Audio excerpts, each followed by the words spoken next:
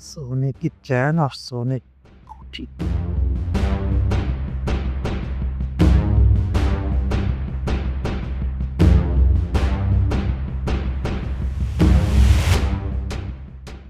अरे रामू, तू यहाँ क्या कर रहा है? कुछ नहीं मेम साहब, बस सफाई कर रहा था, झाड़ू लगा रहा था।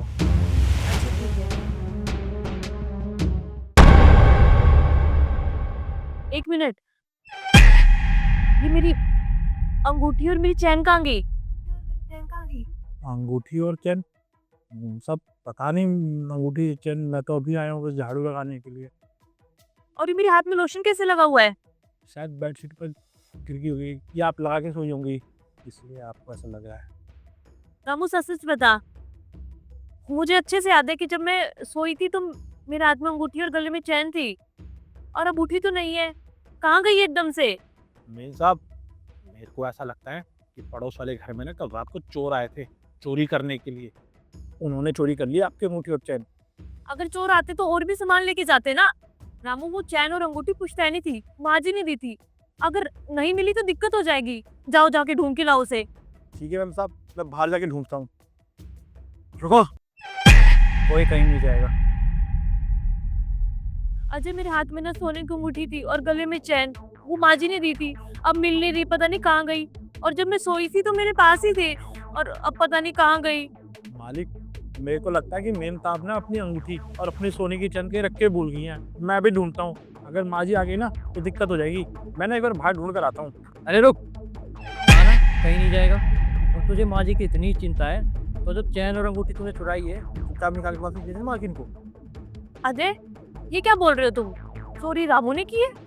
वो ऐसे बिल्कुल नहीं कर सकता। वो हमारे घर में पिछले 5 साल से काम कर रहा है। अरे दुख तो इसी बात का है, 5 साल से हमारे यहाँ काम कर रहा है ये, तो तब भी मेरी पीठ में छुरा घोंपा इसने।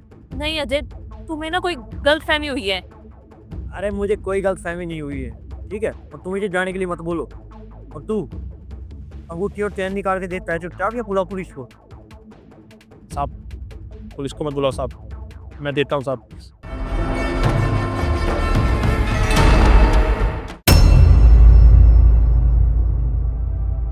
मालकिन, मैंने आपकी अंगूठी और चैन इसलिए चुराई थी, मेरी माँ हॉस्पिटल में एडमिट है और उनका इलाज चल रहा है और मेरे पास इलाज के लिए पैसे नहीं थे। मैं हर जगह पैसे मांगने गया लेकिन किसी ने पैसे नहीं दिए, और जिन साहब के पास मैं पैसे मांगने गया जैसा मैं काम करता हूँ, उन्होंने बोला कल देता हूँ, आज देता हूँ। मैं कैसे बताऊँ उनको कि मुझे पैसे की जरूरत तभी है। मैं क्या करता, मुझे कुछ समझ में नहीं आया। आप सो रही थी तो मुझे आपके हाथ में और आपके गले में सोने का सामान दिखा, तो मैंने सोचा कि इनको चुरा लेता हूँ और सुनार को बेच कर कुछ पैसे आ जाएंगे तो अपनी माँ का इलाज करवा लूँगा। अरे ओ, अब तेरी चोरी पकड़ी गई तो तू माँ का बहाना लगा रहा है, माँ को भी क्यों ला रहा है? तेरा मानी थी तू देख। मेरे साथ, मैं झूठ नहीं बोल रहा। अगर आप दोनों को मेरी बात पर भरोसा नहीं है तो आप मेरे साथ हॉस्पिटल चलो, और वहाँ मेरी माँ आपको दिख जाएगी और आपको मेरी बात पे यकीन हो जाएगा। और हाँ, अगर आपके पास हॉस्पिटल जाने का समय नहीं है तो मैं आपकी फ़ोन पर बात करा देता हूँ, आप बात कर लीजिए, डॉक्टर साहब आपको सब बता देंगे। और याद रखियो, अगर तेरी बात झूठ निकली तो तुझे सजा मैं खुद दिलवाऊंगा। झूठ नहीं निकलेगी साफ।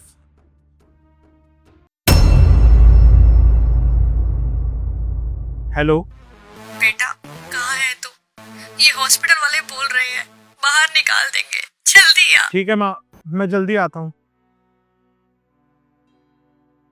देखा साहब, देखा मेम साहब, मैं सच बोल रहा था। मेरी माँ हॉस्पिटल में एडमिट है, मैं आपसे झूठ नहीं बोल रहा था साहब।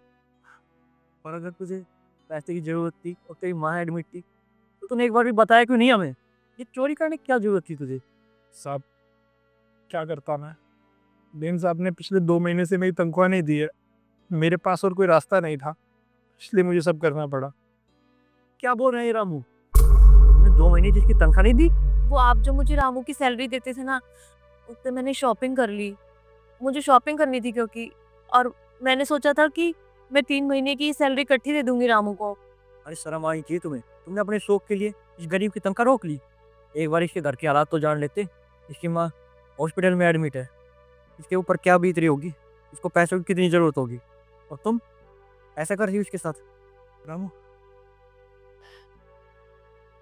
ये ले काम कर, ये पूरे तरह तरफ की 2 महीने की तेरी तनख्वाह और 1 महीने की एडवांस, जाके अपनी माँ का इलाज करवा। साहब, आपका बहुत बहुत धन्यवाद। मेम साहब, अब मैं आपके एहसान कभी ज़िंदगी में नहीं बोलूँगा। अब मैं हॉस्पिटल जाता हूँ, मेरी माँ को इलाज की ज़रूरत है, चलता हूँ मैं। और दोस्तों, आपसे भी यही बात बोलना चाहूँगा कि मजदूर के पसीना सूखने से पहले उसकी आपकी कमाई उसके हाथ में दे देनी चाहिए। हमें नहीं पता होता उसके घर में क्या हालात चल रहे हैं, वो किस मुसीबत से जूझ रहा है। और वीडियो आपको पसंद आई हो तो अपने दोस्तों को, अपने रिश्तेदारों को भेजें।